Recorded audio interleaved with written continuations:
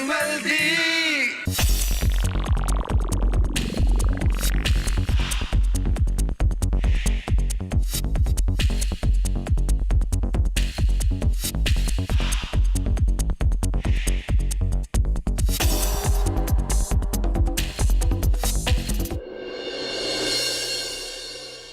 Osteoporosis means हड्डियों में calcium की कमी, यानी कि हड्डियाँ सॉफ्ट हो जाती हैं।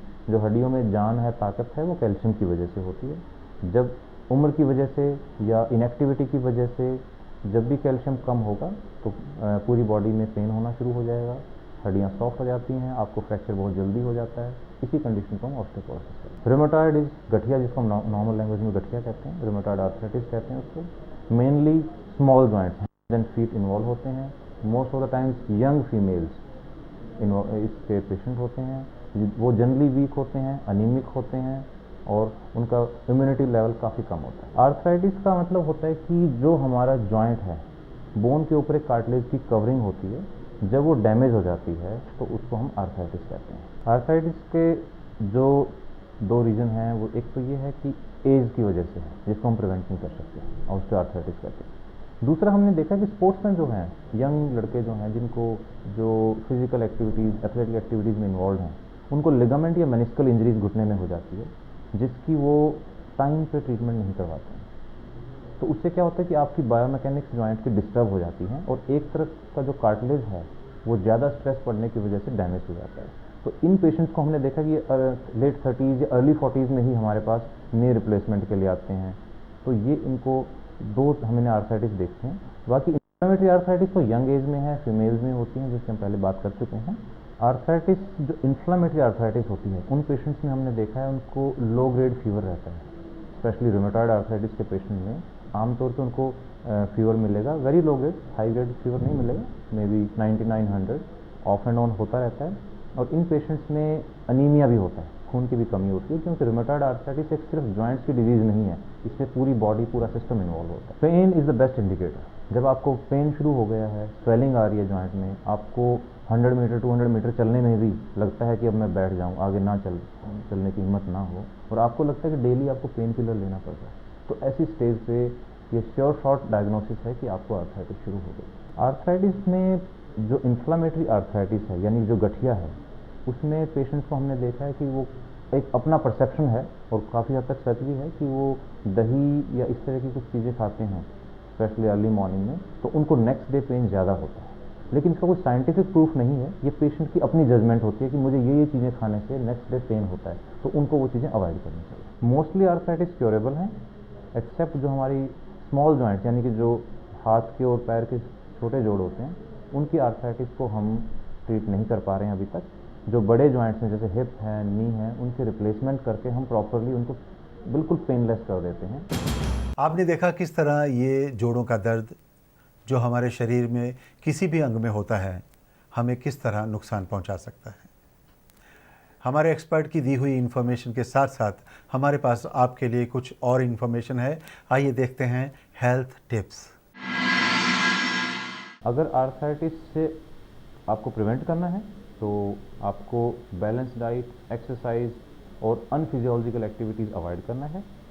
और अगर मान लो आपको आर्थराइटिस हो ही गई है तो उसको सेल्फ ट्रीटमेंट ना करें, डॉक्टर से कंसल्ट करें, proper treatment. How to take care of our health, बात यहाँ तक महदूद नहीं है। इसमें एक और महत्वपूर्ण चीज़ है, एक और इम्पॉर्टेंट चीज़ है, वो है हमारी डाइट। हेल्दी डाइट के बारे में हमें जानकारी दे रहे हैं हमारे डाइटिशियन।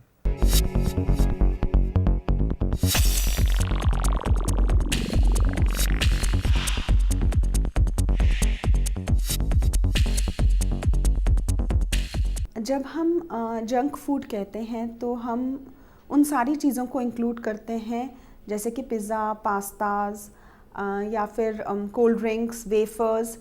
इन सब को हम जंक फूड इसलिए कहते हैं क्योंकि इनसे हमें कोई न्यूट्रिएंट्स नहीं मिलते हैं या अच्छे पौष्टिक तत्व शरीर को नहीं प्राप्त होते हैं। ये केवल टेस्ट के लिए खाए जाते हैं। लेकिन अगर इन्हीं जंक फूड को अच्छे तरीके से बनाया जाए तो इन्हें बेहतर तरीके से इस्तेमाल किया जाता है। पहले मैं बात करती हूँ जंक फूड में क्या क्या ऐसी चीज़ें हैं जो कि ठीक नहीं हैं।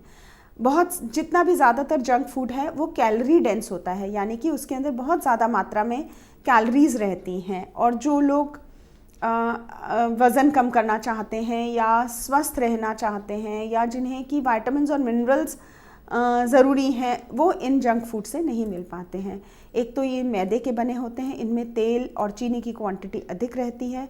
उसके अलावा चीज़, बटर जो कि बहुत हाई फैट या कैलोरी देने वाली चीज़ें हैं वो ज़्यादा रहती हैं और विटामिन और मिनरल की क्वांटिटी कम रहती है।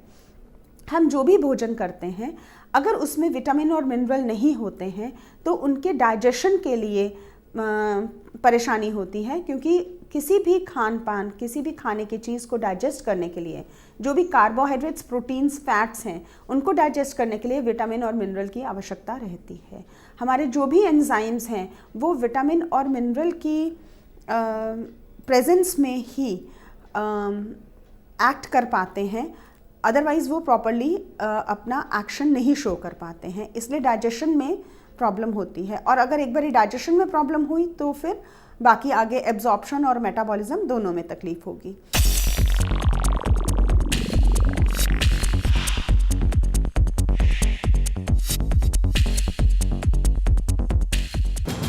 ज़रूर खाइए, भरपेट खाइए, भरपूर खाइए, लेकिन हेल्दी खाइए, हेल्दी खाइए, हेल्दी खिलाइए।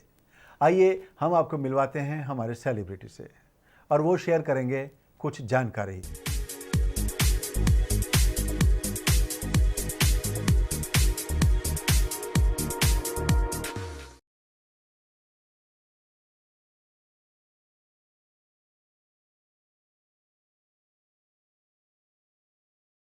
ह्यूमन बीइंग का असल में तो यही होता है कि उसकी जो स्पिरिट की हेल्थ है, स्पिरिट का मतलब है उसके माइंड के थ्रू उसके जो ख्यालात हैं, उसके जो इमोशंस की हालत है वो ठीक है या नहीं, और वो पूछ नहीं सकते।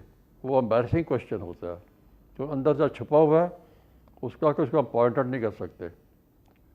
पर मैं कहता हूँ जो अपने आप तो सोचता है आदमी अपने आप, और अपने से वो कह सकते हैं लड़ाई एक जंग भी कर रहा है, तो उसमें है ही है कि असल में जब तक कुछ हेल्थ में है तो वही चाहता है कि मैं जो मेरी जो स्पिरिट का लेवल है अंदर से वो ऊंचा ही रहे, उसकी कोटि बहुत ऊंची रहे, तभी रहने का फ़ायदा कुछ। गांधी जी थे, मैंने सुना उन्होंने एक बात कहा था, कई चीज़ें उन्होंने कही थी। वो ये कहा था कि जब तक मैं देश के हर एक बंदे का जो उसके आंसू नहीं पहुंचता है, जब तक नहीं करूंगा तो मैं रुकूंगा नहीं। ये हेल्थ की बात है, कहने की बात, क्योंकि अपने बारे में नहीं सोच रहे थे सिर्फ, अपना का मतलब उनका जो और लोग हैं वो भी अपने ही हैं वो। तो मैं समझता हूँ वो हेल्थ का निशान है। ये हेल्दी वेल्दी जो है ना भाई, जो एक इंग्लिश मुहावरा है, तो मैं समझता हूँ बिल्कुल ही वो एक मीनिंगफुल है कि हेल्थ से ही असल की जो वेल्थ होती है, यही हेल्थ है। ये वो हेल्थ को पाना, उसको ले लेना, उसको उसका प्रचार करना, दूसरों को बताना, मैं समझता हूँ कि उसका मीनिंगफुल है। सेलिब्रिटी की बातें और हमारे एक्सपर्ट की दी हुई जानकारी के बाद हमारे दिमाग में कुछ सवाल उठते हैं, लेकिन हम शामिल कर रहे हैं आपके भेजे हुए सवालों को। डॉक्टर साहब, ये सवाल है सरला का नासिक से।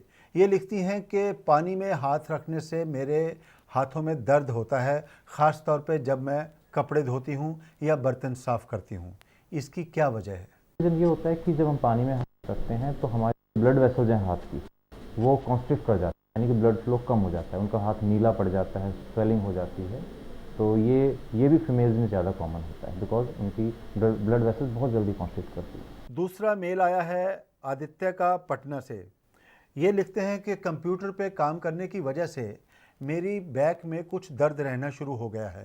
पेशेंट्स हमारे पास नेक पेन और बैक पेन से जनरली आते हैं, क्योंकि उसके रीज़न है बैड पोस्चर। सबसे बड़ा रीज़न यही है, वो कंप्यूटर पे काम करते हैं, स्ट्रेन करते हैं आइज़ को, नेक मसल्स को स्ट्रेन करते हैं, उनके शोल्डर्स ड्रूप कर जाते हैं, तो उससे नेक मसल्स पे स्ट्रेन पड़ता है। और मोस्ट ऑफ द ऑफिस जैसे हम विजिट करते हैं, कई बार देखने जाते हैं, तो हमने देखा कि उनकी चेयर जो है वो प्रॉपर नहीं होती, सपोर्टिंग नहीं होती चेयर, विदाउट सपोर्ट के बैठते हैं, इससे उनकी बैक पे और उनकी मसल्स पे स्ट्रेन पड़ता है।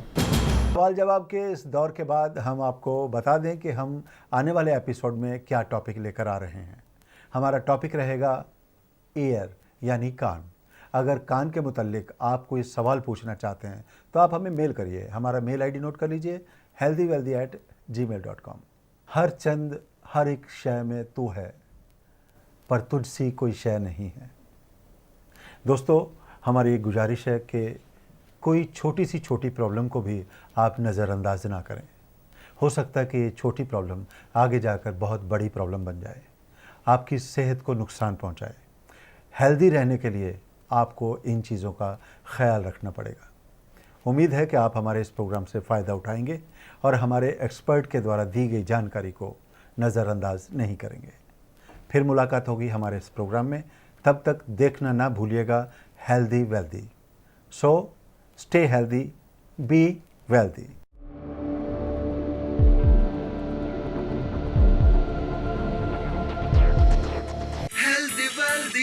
Healthy, wealthy. Healthy garden, healthy crop, healthy diet, healthy block. Yoga, fitness, aerobics, viewpoints और healthy tips. और है जो लोग खास शेयर करेंगे हेल्थ के राज। सब कुछ होगा healthy, healthy, healthy, wealthy, healthy, wealthy.